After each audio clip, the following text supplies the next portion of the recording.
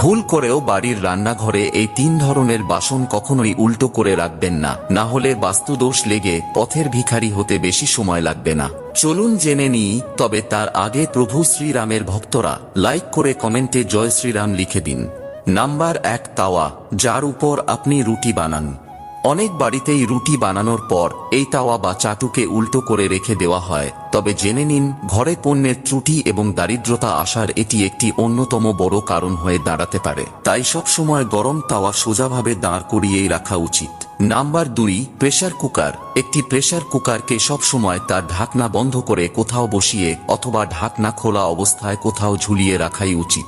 উল্টো অথবা উপর করে প্রেসার কুকার রাখলে তা বাস্তু ত্রুটি এবং বাড়িতে অর্থ সংক্রান্ত সমস্যা বয়ে আনে। এবং নাম্বার 3, কড়া অথবা কড়াই। কড়াই সবসময় ঝুলিয়ে রাখাই উচিত, তা না হলে এই কড়া উল্টো করে রাখলে মৃত্যু পর্যন্ত দারিদ্রতা